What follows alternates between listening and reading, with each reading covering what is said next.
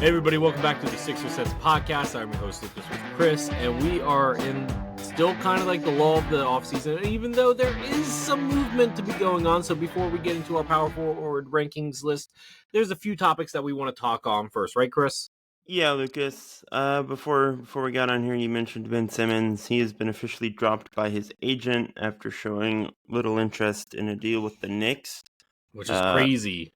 Yeah, Jake Fisher of Bleacher Report also said that the Sixers made, quote, overtures to Ben Simmons after he was bought out by the Nets last season, and that the belief is that Simmons and Embiid have repaired their relationship.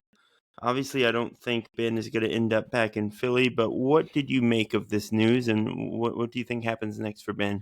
I think what happens next is retirement. I mean, look, he's made over $200 million already in his career. He could live comfortably the rest of his life and not do another thing.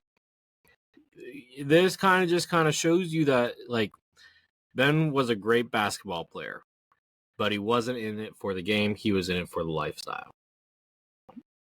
Because now that he's not getting all the big money or all the flashy, like, oh, yeah, and he never improved.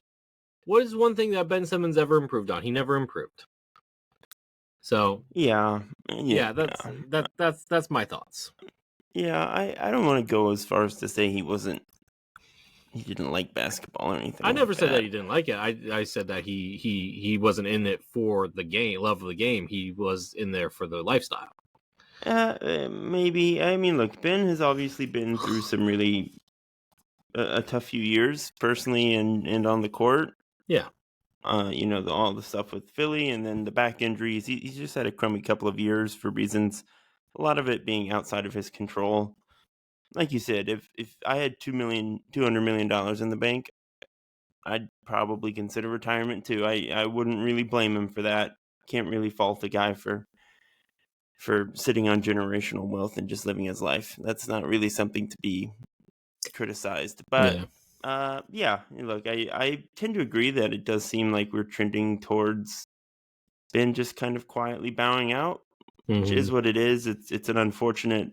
It's been an unfortunate end to what was once a very promising career. Yeah. Like, he was still a top 20 player at his peak. I know he never improved or whatnot, but he was still extremely good as is. Would you consider Ben Simmons a bust? I say no.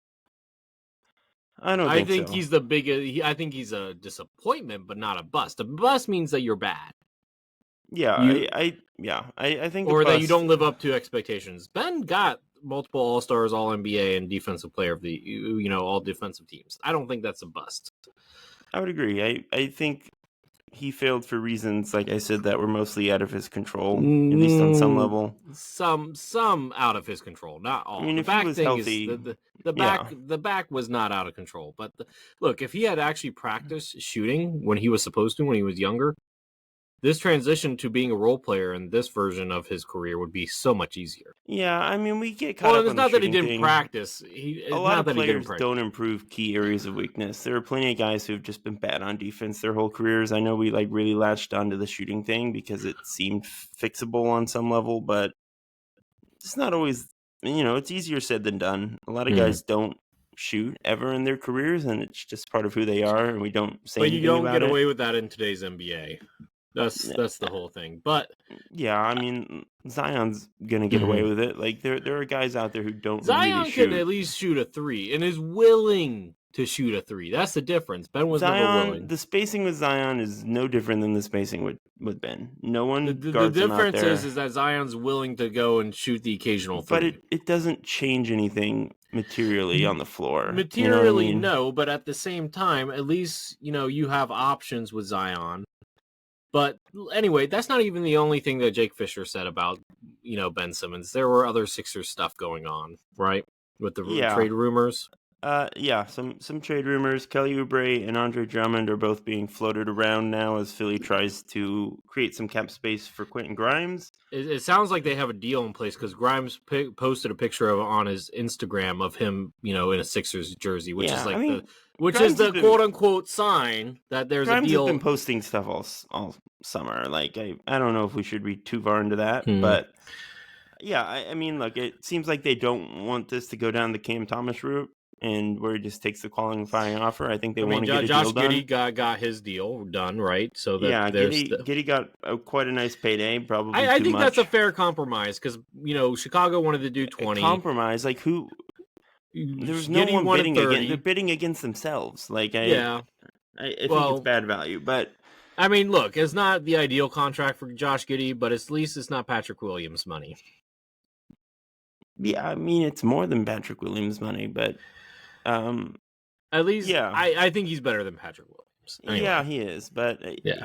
anyways, it seems like they want to get a long-term deal done with Quentin, and that could lead to Kelly or Andre ending up in trade rumors. Kelly notably does Not not happy seem very about. pleased Yeah. with Philly fans right now. I'll just Yeah. read the quote. Yeah, I go love for it. Philly, but the love doesn't seem to be reciprocated. What happened to this place? And for those saying I'm garbage because my 3-point percentage went down, I still put up numbers and I'd still cook you. I played through finger surgeries on my left thumb and pinky for 3 years, but still put my soul in this SHIT. That's one thing only God can take from me. Hope to see y'all soon. Godspeed. Okay, sure.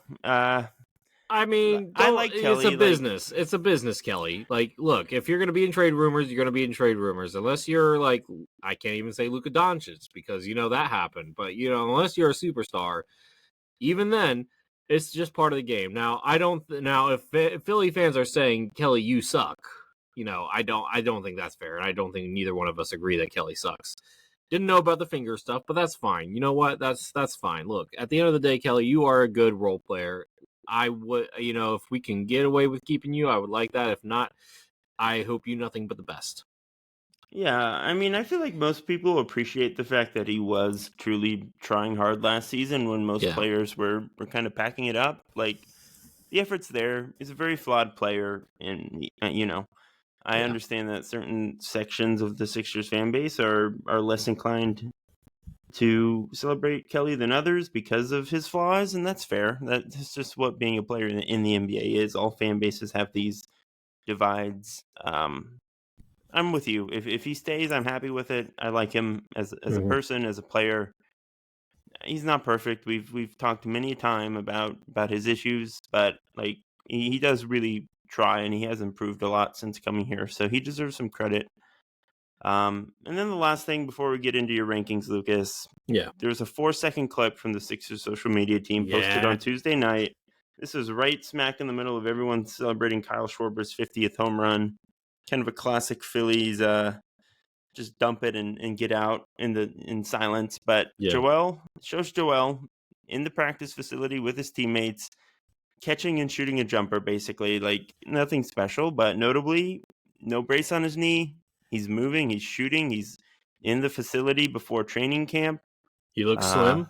He looks slim. What? I mean, I already wrote like 1,300 words about I this bet you on did. fansided.com. So if anyone wants to track that down, you can. The shameless plugs on this podcast is We're legendary. a fan-sided podcast. Yes, we are. Yeah, but like, great. I don't really know if we can take anything substantial away from this. We don't know his status yet. We haven't heard any injury updates, but the fact that he's alive and his knee is still attached is a good starting point. Yeah. I would say. Yeah, for sure. Yeah. Look, I mean, at the end of the day, this is just a 4-second clip, like you said. It's nothing spectacular. It is nice to see him. There were the other videos of Paul George doing some bench pressing and some VJ Edge come dunking, which is all great. Look, glad to see Paul George building some upper body strength. If you're going to be playing power forward this year, buddy, you're going to need it. And VJ, it's clear that this is a relevantly new video. Look, let's just wait. I mean, I'm excited too, but let's just wait. Let's see what happens. Let's not get our hopes up. Not to say that we can't be excited, but let's not get our hopes up. Let's take it one day at a time, one injury report at a time. Okay? Not to boo-boo Joel. I think we both read that article this past summer, and like neither one of us, want to boo-boo Joel here, but let's take a breath one day at a time. Yeah, I would agree. I love Joel. He's my favorite player. I want the best for him. I hope and pray that he can be healthy and productive this year. I'm with you though. We're still in wait and see mode here. It's not clear if he's actually going to be ready for training camp, full speed. They're going to obviously build rest into his schedule no matter what. Mm-hmm. And if he stays healthy is still a big if. So Mm-hmm. don't want to get too far ahead of ourselves. But with Yeah, that, Lucas, I think we can transition into your power forward rankings. I'm excited for this. Let's go. All right. I'm not going to hit the button. Oh, I you're don't not have hitting it. the button? Oh, you don't Just have to. go. Okay, Keep okay, going. okay. Oh, no. Okay, fine. Okay, you threw me off. You said transition. I was Sorry, waiting I for the know. whoosh. My You mistake. lied to me. It's okay. I'm It's sorry. okay. It's okay. Yeah, it's not. Oh, I can't make that because he's our GM. Never mind. I was gonna make a Daryl Morey joke, but I'm not doing that yet. Though I do want to note one other thing. Bob Myers, former GM of the Golden State Warriors, was in the owner's booth with Josh Harris last Sunday with Commanders. Just saying, It's a dark timeline. it could be nothing. It could be a nothing burger. I hope it so. could be a something burger. I hope it's a nothing burger. What, you don't like you don't like Bob No, Myers? I don't. I think that would be a downgrade. Wow. Okay, that's an interesting. Hold up. Why? He only got a 4-peat champion. 4 NBA championships. Yeah, I think if anyone inherits Steph Curry, Draymond Green, and Klay Thompson, you'll have success. Okay, that's fair. I that's fair. would question how he went about sustaining that run, but it's open to interpretation. Daryl's not perfect, We know that. We know that. Anyway, but Daryl's still very good at his job, is what I will say. Okay, well, depends on if you ask Chris Paul or Carmelo Anthony. Well, Yeah. So anyway, that was the joke I was trying not to make earlier. Thanks for that. Anyway, so let's get to the top 30 power forwards, starting power forwards. So 30 through 26, we get our first Sixers reference here. At number 30, starting power forward for the New Jersey Brooklyn Nets, former Sixers G Leaguer, two-way player, Hayward Highsmith. He's 6'5", playing power forward. Let's just be real. He's a good defender, but he's outsized and offensively very limited. I can't even say he's really 3-and-D because the 3 is barely there half the time, right? So no.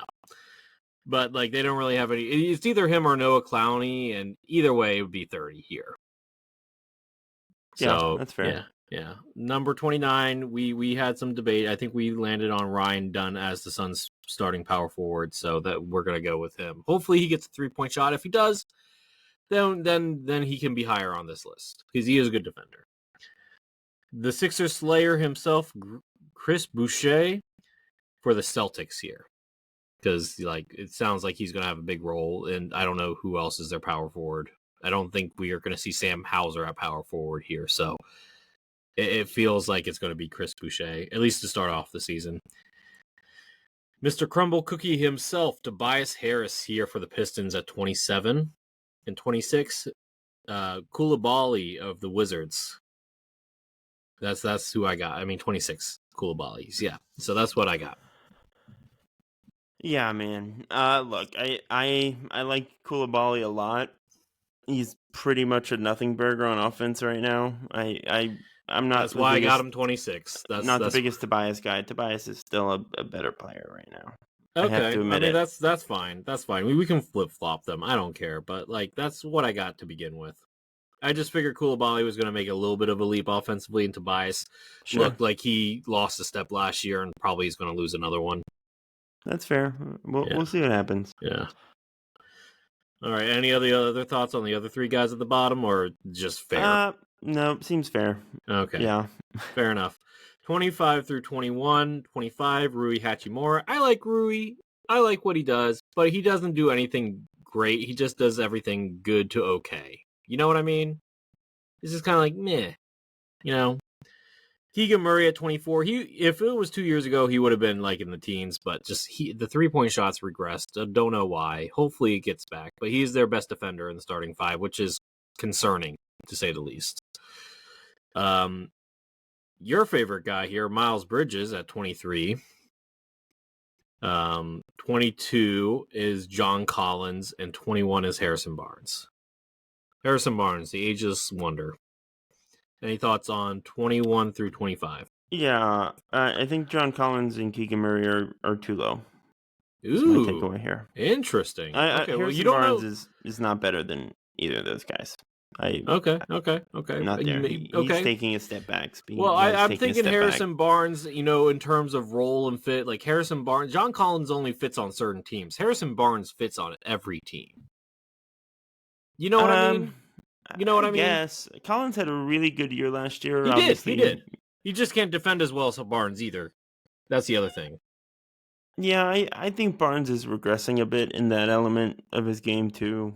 I think Collins is going to put up some numbers in LA this year. Like, Well, it depends on if he Harden, starts full time or not. He might not. yeah. I They mean, might either go way Derek though, Jones Jr. Yeah. he's going to put up numbers. He's a really good offensive player. I think he's a Yes. really tremendous fit next to James. So Yeah. I'd expect some good games from him. But Okay. okay. All right. Fair enough. Is that the only one, or is everybody else? Yeah, I mean, like I'm surprised you're not saying Miles Bridges too high. we'll see where my That's rendition okay. falls, but All right. I'm reserving judgment until we get the next few.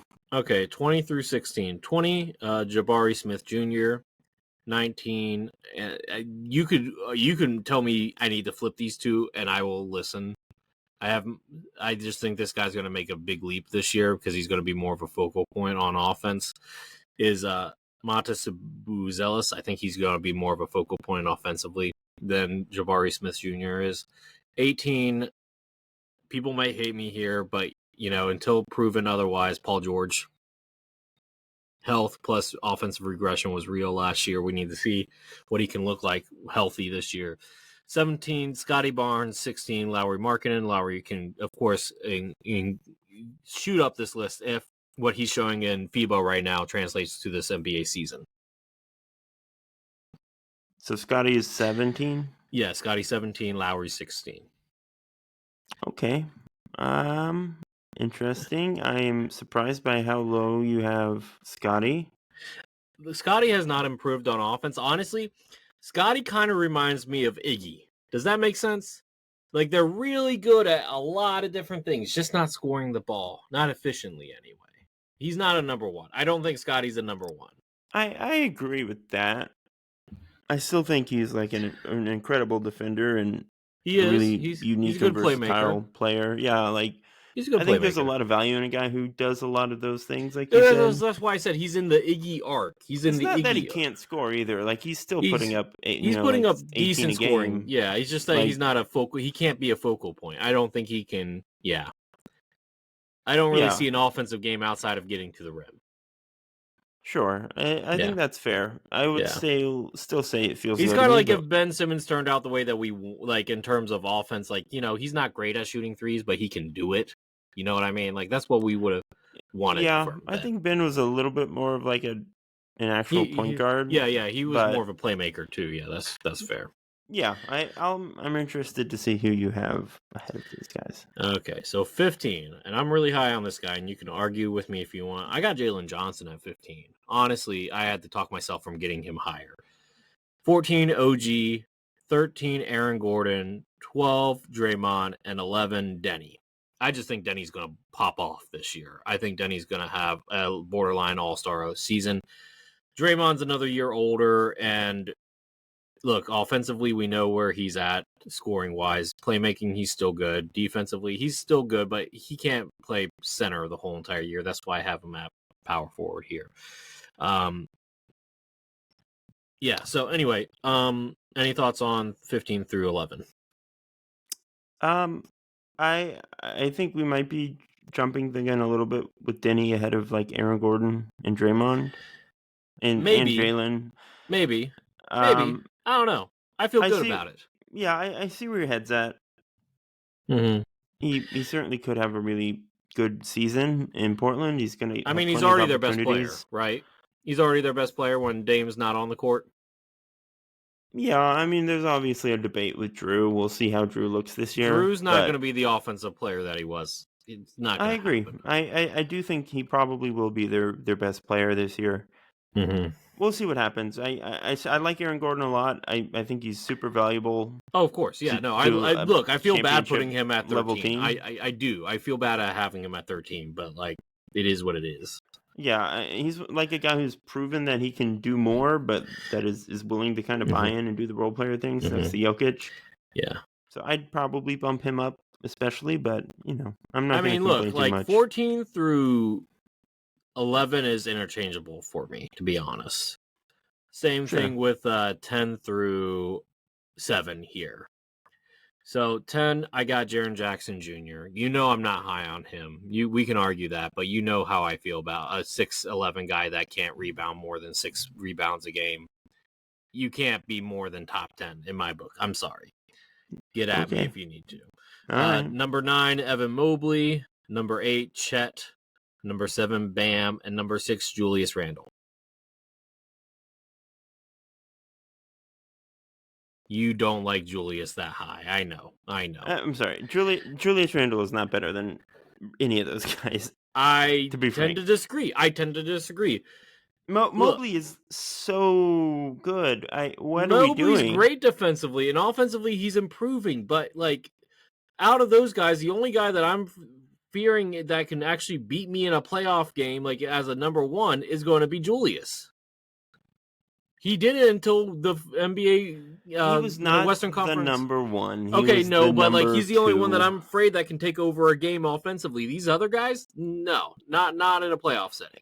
I mean, but Mobley can take over a game defensively, and so can That's Triple J. that's So can the other 4. Like, yeah, that's I think those fine. guys have much higher floors. I agree that Julius can pop off and score a lot every now and then, but he has like so many drawbacks in other areas. He's a great playmaker. He can score on all 3 levels. I think great is the stretch. I think he He's a has some good really playmaker. He's a good playmaker.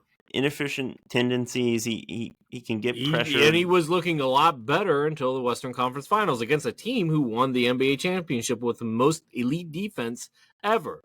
So forgive him if he didn't look the best against that team, right? You said Sure, it but yourself, right? I would say certain defensive schemes can really get to him and force him to make some pretty costly errors. I would say that it is harder to just completely erase Mobley's impact from a game or Chet's impact from a game because their defense is just really hard to negate. They can both shoot, especially Chet. Like, that's stuff that I'm doesn't go away as sorry. Yeah. easily.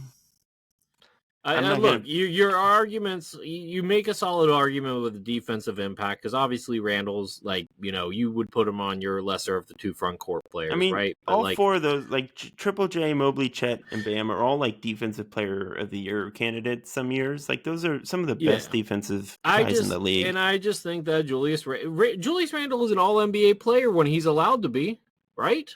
So like we can talk about defensive player of the year, yeah, but he's All I would say NBA. that when he was like, I don't know, the postseason track record is still really shaky going back to New York. I just don't buy it.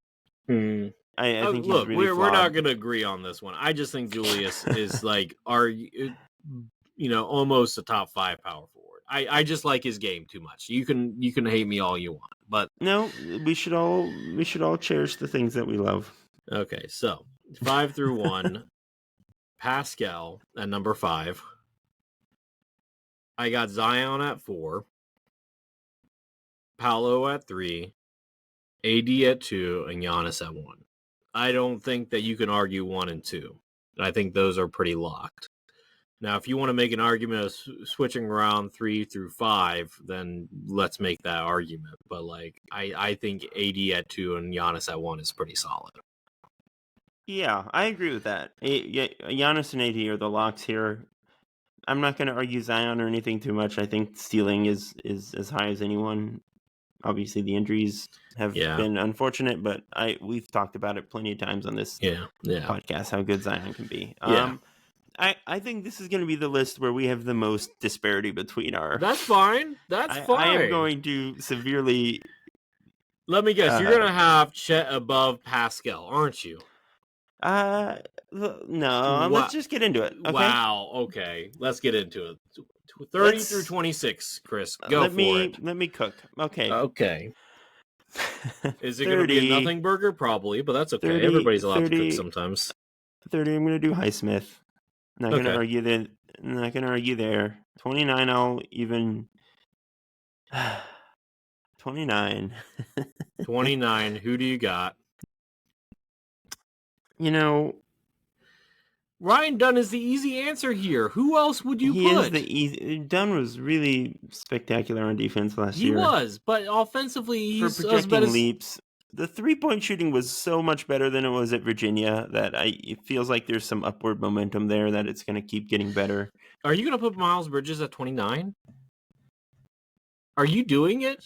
I mean, like, I know you don't like him, but like, well, yeah, he's a terrible person, but that's terrible not the point. person. So I don't feel bad about it. I'm putting Miles Bridges at 29 out of spite. Okay, if out of nothing spite. else. Okay, at least he you're really isn't that admitting good, it. though. I mean, he really he's an inefficient, high volume guy. Yeah, no. Yeah, he doesn't really help anyone. All right, 27. All righty. I love him. Like I said, I'm going to put Koulibaly at 27. I think the offense so has you think a long Ryan way to Dunn's go. better? Okay, interesting. No, Dunn at 28. Koulibaly at 27. Okay, gotcha. 26. Is this where we have Tobias? I'm going to go with Barnes at 26. Harrison Barnes. Okay, so you're actually pretty low on him. Okay. I'm going to put Boucher at 25. 24. I am going to go with Matas Buzelis, who still needs to prove it a little bit.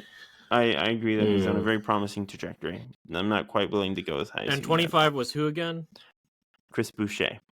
So let's just recap here. 30 through 25 is who? Highsmith at 30, Miles Bridges at 29, Ryan Dunn at 28, Bilal Koulibaly at 27, Harrison Barnes at 26, Chris Boucher at 25, and Matas Buzelis at 24. Okay. This leads me to 23, where I will probably concede the point on Tobias. Okay. 22. I just want to point out that I was the biggest Tobias defender when he was here, and now Chris is saying that he's higher in his rankings than mine. I'm just saying. You're still wrong.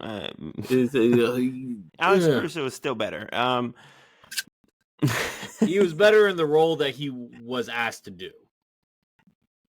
Yeah, that's what most players need to perform in the role they're asked to play. In terms of overall skill, especially offensively, man. Okay, we're not getting back into whatever this. you got to tell yourself, bro. Okay.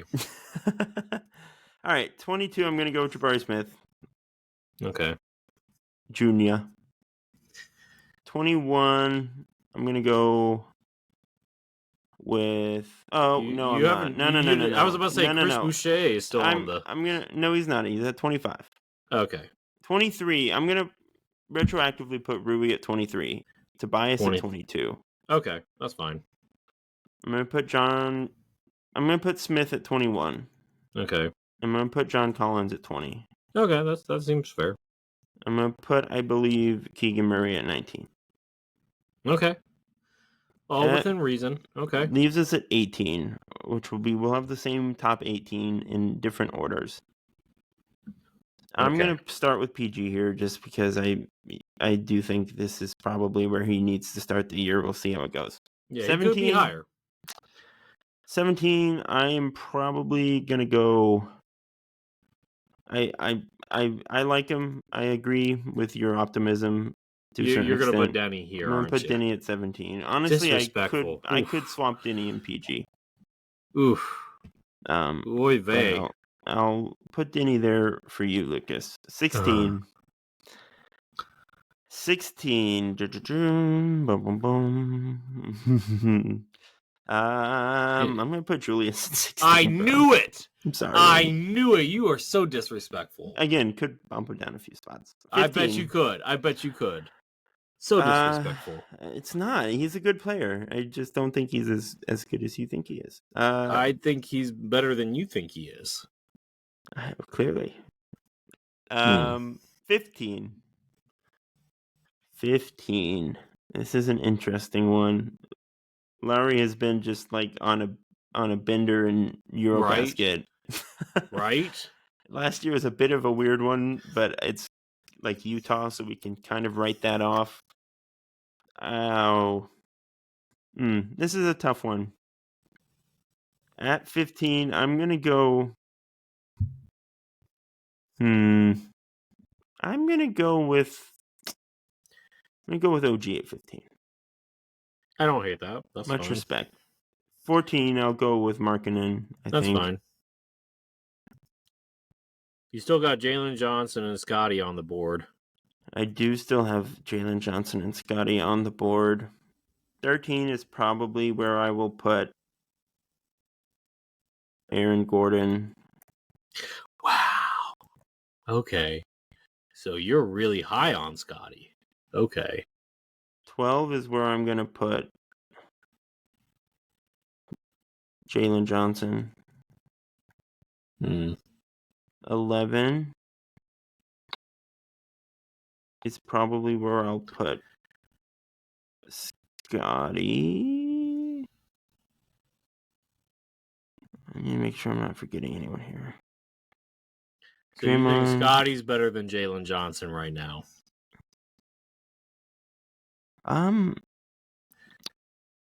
No, I'm sorry. No, it's close. No. I mean, I'm not gonna like. What makes Scotty They're better very than close. Jalen Johnson? No, I'm just Scotty's asking. like an all-world defender. Johnson's just not there. But Johnson, offensively, Johnson's so much better. Can Johnson leapfrog a few guys this year if he stays healthy? Absolutely. I'm not gonna like fight the upside argument. The offense is very good, like you say, but Scotty is not like a pushover on offense. He's like very talented in his own right and does a lot of good things. And the defense is better than a lot of players. And here's another here's another take. Here's another reason why I think Scotty's going to have a quote unquote down year. He has so many people on the team that he's going to defer to offensively now. He's not going to be asked to be the number one guy. If anything, he might be. That was good for him. That he doesn't. I'm saying it's good in terms of his playmaking. But in terms of his overall production and scoring, he's going to become more of a Rajon Rondo for that group, if anything. I think that's a bridge too far. He's not going to be Rondo, who was, by the way, a really good player. No, I'm just saying, he's gonna take a step back offensively to make sure these other guys eat first. Scoring less and taking a step back are different. There are a lot of number twos in the NBA who are better than other teams' number ones. That's how I would kind of characterize this arrangement. I agree that Scotty is not going to probably score as much this year, but that doesn't mean what he's are we going to thinking? have Like 14 points per game, 12? Like, what are we thinking? I think around 14. I think he could still easily get to 15 plus and be a really positive player on both ends. Mm-hmm. Okay. He's one of the better passers from this group. He does a lot of good things. Yeah, he is. So, Scotty, you have at 11. Who's at 10? I'm going to put Draymond at 10. Okay, that's not unreasonable. All right, hold on. Number 9. This is where it gets really juicy. I'm going to put Bam at 9 for now. You have Jaren Jackson Jr. ahead of Bam. Yes, you just don't seem to be able to acknowledge how good Jaren Jackson is. Because he doesn't rebound. But he does everything else, Lucas. The rebounding, you're overrating his need to rebound in Memphis, and it's not like he has mobile centers that are crashing the boards constantly. And if he actually rebounded, guess what? You can play center, and then you would actually make your team's offense even better. But you don't. They've got Zeki, because you don't want who's a very good rebounder. Look, the rebounding is like an issue, but it's not like this chronic thing that's going to hold them back to the extent that you're saying. He's basically Rashard Lewis that can block shots. That is literally what he is. He's taken several leaps as a scorer.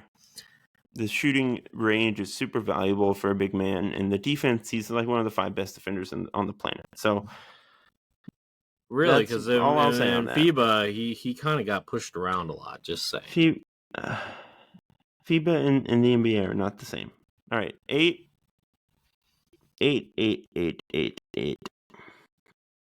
All right, at 8, I'm gonna put. I already know you're gonna put Pascal there, aren't you? You put Zion at 8. You act like I don't like Pascal. We've had the inverse of this argument recently. Okay, all right, fine. 7. I'm gonna put Zion at 8 because of the injuries. I'm gonna put Paolo at 7. Paolo at 7? I like At Paolo a lot. 7? We're jumping the shark a little bit. Whoa! Let's let him show that he's this awesome, dominant MVP candidate before we put him in that conversation. Wow. Okay. Paolo was not the best player on his own team last year. We are jumping the shark a little bit because we see the potential, and I understand that. I think he was, but okay. Wow. I think Franz was their most Franz impactful wasn't player last year. healthy. When healthy, Franz is their most impactful player. And they didn't look as good when Franz wasn't in there, obviously. But, I mean, duh, but 6. 6. This is where it gets interesting. I already know you're going to have Chet 3. I know that. I know you well enough. Well, stop making assumptions. At 6, I'm going a little bit back and forth on some of these guys.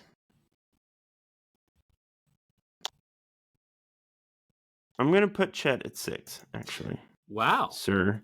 Congratulations for not being a homer. I'm proud of you. Thank you. Yeah. All right. I got 5 left. I've got Mobley. I've got Pascal. I've got AD. I've got Giannis. Who else am I missing? Triple J. Yeah. Now, I'm surprised that you have Chet above Triple J. That's an easy one for me. I'm putting Triple J at 5. Okay. Now, why do you have... Now, I'm curious. What is your argument for Chet not being as high as Triple J? I think Jaren is a lot better offensively right now. A lot better to the point where... he's just a significantly more well-rounded scorer, and he's a better shooter. You could make the argument that last year, if Chet had stayed healthy, he would have been, Defensive Player of the Year over Mobley. I mean, you can, but I don't think Triple J is that far back in that conversation, and I do think Chet has some room to work offensively still. Will he get to the point where he's better? Probably. He's very good and very young, but I think for now I'm comfortable with Triple J at 5. Siakam at 4 is what I'm going to go with for now. I'm going to put Mobley at 3. I'm going to put AD at 2. And I'm going to put Giannis at 1. So let me ask you, do you think Evan Mobley has hit his ceiling as an offensive player around 18 points a game, or do you expect him to... What do you think his ceiling is as a scorer? I don't know. Let me rephrase. Should he be the second offensive option on the Cavs behind Donovan? I mean, that's a very... I don't know how we want to define it. Obviously, Darius is going to have the ball in his hands, quote unquote, more often. I do think Mobley has gotten better as a shooter. He's playing with a lot more force and intention in the post. Mm-hmm. And he's still young. He's still getting better. I think there's a lot of upside with a guy who moves that well and has that much skill and athleticism to tap into. Okay. And I think he's the best defensive player on this list. So that's why I'm going to put him at 3. I'll go ahead and read through our list now, Lucas. I'll start with yours. You had Giannis at 1, Anthony Davis at 2, Paolo Banchero at 3, Zion Williamson at 4, Pascal Siakam at 5, Julius Randle at 6, Bam Adebayo at 7, Chet Holmgren at 8, Evan Mobley at 9, Jaren Jackson Jr. at 10, Deni Avdija at 11. 12, you had Draymond Green, 13, Aaron Gordon, 14, OG Anunoby, 15, Jalen Johnson, 16, Lauri Markkanen, 17, Scotty Barnes, 18, Paul George, 19, Matas Buzelis, 20, Jabari Smith Jr., 21, Harrison Barnes, 22, John Collins, 23, Miles Bridges, 24, Keegan Murray, 25, Rui Hachimura, 26, Bilal Coulibaly, 27, Tobias Harris, 28, Chris Boucher, 29, Ryan Dunn, and Haywood Highsmith of the Brooklyn Nets at 30. My list, the objectively correct and accurate list. What? I'm sorry. Number 1, Giannis Antetokounmpo. Number 2, Anthony Davis. Number 3, Evan Mobley. Number 4, Pascal Siakam. Number 5, Jaren Jackson Jr. Number 6, Chet Holmgren. Number 7, Paolo Banchero. Number 8, Zion Williamson. Number 9, Bam Adebayo. Number 10, Draymond Green. Number 11, Scotty Barnes. Number 12, Jalen Johnson. Number 13, Aaron Gordon. Number 14, Lauri Markkanen. Number 15, OG Anunoby. Number 16, Julius Randle. Number 17, Deni Avdija. Number 18, Paul George. Number 19, Keegan Murray. Number 20, John Collins. 21, Jabari Smith. 22, Tobias Harris. 23, Rui Hachimura. 24, Modest Buzelis. 25, Chris Boucher. 26, Harrison Barnes. 27, Bilal Coulibaly. 28, Ryan Dunn. 29, Miles Bridges. And 30, Haywood Highsmith of the Brooklyn Nets. All right. Okay, So so this is easily the most we've disagreed in one of these and that's episodes. fair because the power forward position is the most controversial of all positions in the NBA in terms of like who's on there, who's not. How do you value a power forward in today's game? Right. So yeah, I think that's fair. It's a very diverse group of players. They all have some pretty different skill sets and roles on their teams. Because half these players would be small forwards in the NBA 20 years ago. Yeah, I mean, like I think Giannis and Paolo and Zion are really the only like true number one dudes on their teams. Yeah, you can maybe make that case for Siakam. He certainly will be this year. Yeah. Well, most hold of up. these guys are Jaren might stars. be. Jaren was last year. Jaren too, but most of these guys I would say are best. Lowry's probably going to be number one, right? Lowry. Yeah. Well, that's the thing. Lowry is going to be their leading scorer. Is he their like? He's almost exclusively scoring off the ball, though. I don't think he's like a lead. No, well, no. He's not going to be making. He's not like the guy you run the offense through. He's the guy you run the offense to, I guess. Yeah. No, I get what you're saying. But yeah, I mean, Denny might be. Denny was the leading scorer for the Blazers at the end of the year, and we said that he's probably going to be the leading scorer there. Denny might be that kind of guy this year. So whether he's like that guy for a good team in a few years is up for debate. But your power forward in today's game is really like a floor spacer and like lockdown defender. That's kind of what you need your power forwards to do today. Now, I will ask you, we kind of mentioned him already, but who do you think is the biggest riser on this list? Who could be in the top 10 who's not in the top 10 already? I mean, I think Jalen Johnson, who we did mention. Yeah, agreed. Yep. He's an option. I don't know if Denny's going to make that kind of leap, but he certainly can. He could. I want to throw Buzelis out there, too. I think that he has a shot, possibly. I don't think that's going to come this year. I don't think we're going to get him. You don't think he's ready yet? I don't think he's going to be a top 30 player this season. Maybe a top 15 on this list by the end of the season? Maybe. I mean, I think the top 17, 18 on this list is a pretty incredible group of players. Yeah. Like, there are a lot of really high-level guys here. Yeah. Buzelis is super young. We'll see what happens with Chicago this year. He still needs to add a lot of strength and get more consistent with his finishing. But there's a lot of upside. Okay, so who's the biggest drop? Who could make the biggest drop on this list? Now, I will say there are a few players that could be moved off this list because of changes in the season. We're talking about Anthony Davis and Bam, who could resort back to the center position. And if anything happens to Isaiah Hardenstein, then we know Chet's going to be a center too. Same thing with Draymond. He could go there too. The rest of these players, I think, are pretty safe at the power forward position. But who could be the biggest drop? I mean, there aren't a ton at the top that I think are like on a cliff. Draymond getting old. He's getting old, right? He's going to hit a wall at some point. Yeah, Paul George could drop into the 20s. Yeah, and that's definitely possible. There is I feel like a pretty substantial gap between George and like the guys in that there half of the 20s. You're right. I hope that's not the conversation we're having this season, but if it is, then we're going to be pretty depressed this season. He could definitely fall a few spots. I mean, Tobias too, if he has kind of a rotten Tobias year. We both have in the low to mid 20s, so I don't really know if he can really drop that much more. I will say, as far as risers go, I do think Chris Boucher might have a pretty fun season in Boston. He's going to put up numbers, but is he going to be contributing to winning at that point? It's a fair question. I do think he's been a very good bench piece in Toronto for a long time. He's had some great playoff series in games against Philly. So are there any guys on this list? Yeah, is there any guys on this list that could lose their starting spot? I think Highsmith is obviously the number one candidate. Yeah, Highsmith. I mean, Dunn maybe. Dunn. Depends on what happens with Jabari Smith. Might be one too. Maybe.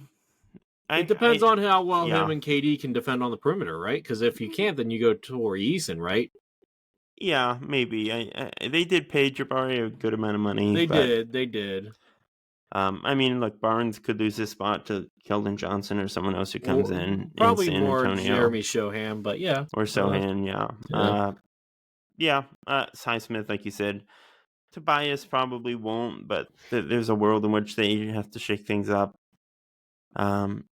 Yeah, I think those are really the only candidates. Yeah. Rui is like, if he gets traded somewhere else, we've heard a lot of the Yeah. Wiggins buzz lately. I feel like he would be going to Miami in that I heard situation. I heard a rumor that the Sixers could trade for Paul Andrew Wiggins for Paul George. Would you do it just to get off the money? I don't. What's That's Wiggins' a tough contract? one, right? I mean, you'd have to It's take back. significantly less, and it's less years too.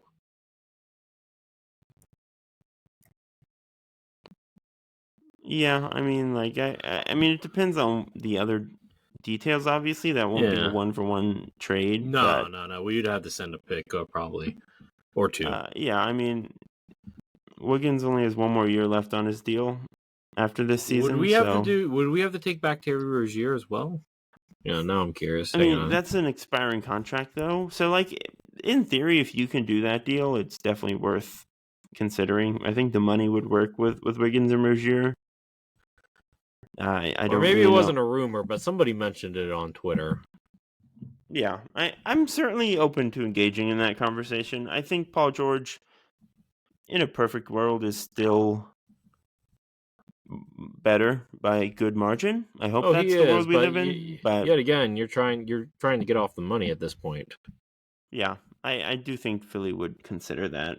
I don't think Miami would, but you never know. Pat Riley is a desperate man, so never say never, I guess. Never say never. Well, on that note, let's go ahead and wrap things up. All right. As always, everyone, thank you for tuning in to another episode of the Sixers Sense podcast. Please like, subscribe, follow along if you can. We are on Apple Podcast, Spotify, Google Play, Audible, all that stuff. You can also find us and subscribe on YouTube at the Sixers Sense. I'm at Kline NBA on Twitter. Lucas is at CoachJ_20. We are at the Sixers Sense. And until next time, go Sixers.